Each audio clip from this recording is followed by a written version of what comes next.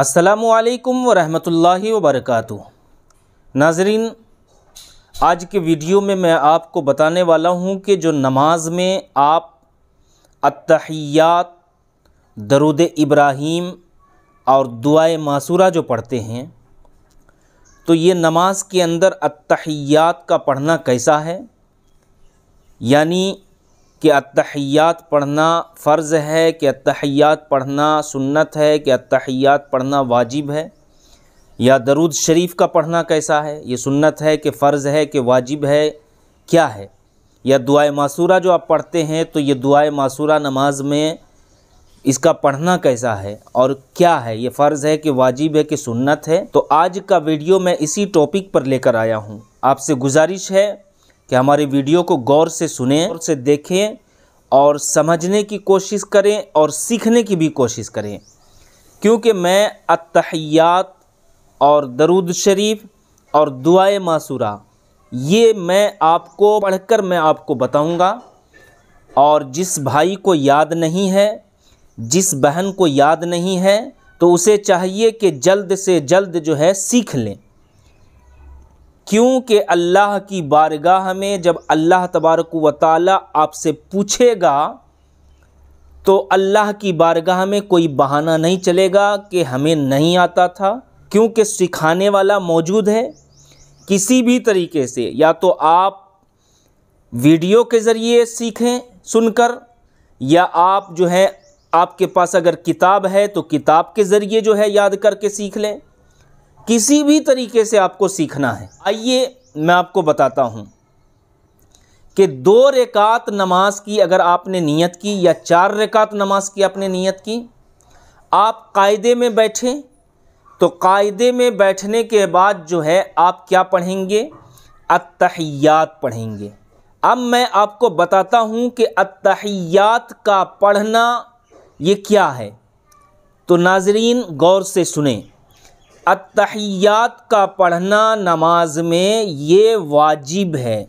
जी हाँ, अब आप सोचो कि वाजिब को छोड़ देंगे, आप अगर अत्तहियात नमाज में नहीं पढ़ेंगे तो आपकी नमाज नहीं होगी। अब मैं आपको अत्तहियात पढ़कर बता रहा हूँ कि किस तरीके से पढ़ना है, किस अंदाज में पढ़ना है, और तलफ़्फ़ुज़ के साथ जो है आप पढ़ा करें। और अगर आप सीख रहे हैं तो आपसे गुजारिश है कि तलफ़्फ़ुज़ के साथ सीखें, तो और ज़्यादा आपको सवाब मिलेगा।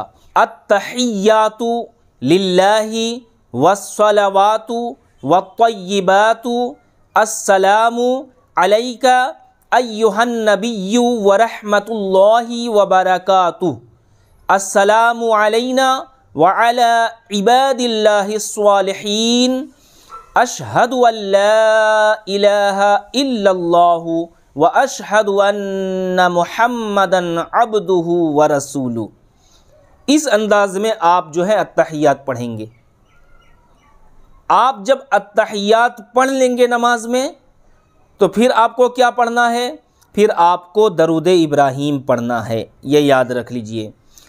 तो नमाज में दरूद इब्राहीम पढ़ना क्या है, नमाज में दरूद इब्राहीम पढ़ना सुन्नत है, ये समझ लीजिए।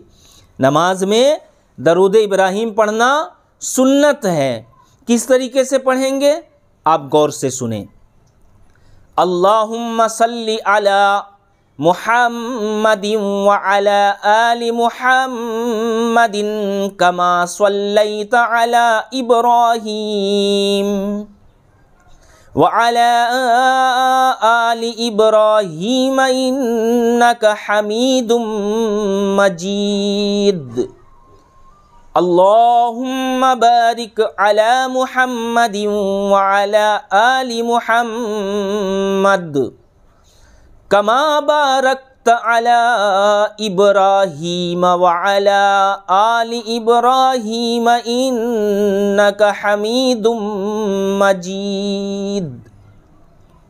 तो इस अंदाज में आपको दरूद इब्राहीम पढ़ना है। ये मैं तर्ज के साथ पढ़ के मैं आपको बताया। आप अगर चाहें तो सिंपल भी पढ़ें, अल्लाहुम्मा सल्ली अला मुहम्मदिन व अला आलि मुहम्मदिन कमा सल्लैता अला इब्राहीम, इस अंदाज में भी पढ़ें। आप चाहें तो उस अंदाज में भी पढ़ सकते हैं, यह आपकी इच्छा है। दरूद इब्राहिम से फारिग होने के बाद आप क्या पढ़ेंगे? दुआए मासूरा पढ़ेंगे। हमारे इस्लामी भाई और हमारी इस्लामी बहनें क्या समझती है कि सिर्फ़ अत्तहियात और दरूद शरीफ पढ़ के सलाम फेर दे? नहीं, दुआए मासूरा भी आपको पढ़ना है। दुआए मासूरा के बाद आप सलाम फेरेंगे, तब आपकी नमाज मुकम्मल होगी। तो दुआए मासूरा क्या है?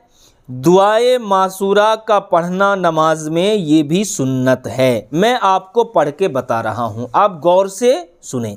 अल्लाहुम्मा इन्नी ज़लमतु नफ्सी ज़ुल्मन कसीरन वला यग़फिरुज़्ज़ुनूब इल्ला अंता फ़ग़फ़िरली मग़फ़िरतम मिन इंदिका वरहमनी इन्नका अंतल गफ़ूरुर रहीम।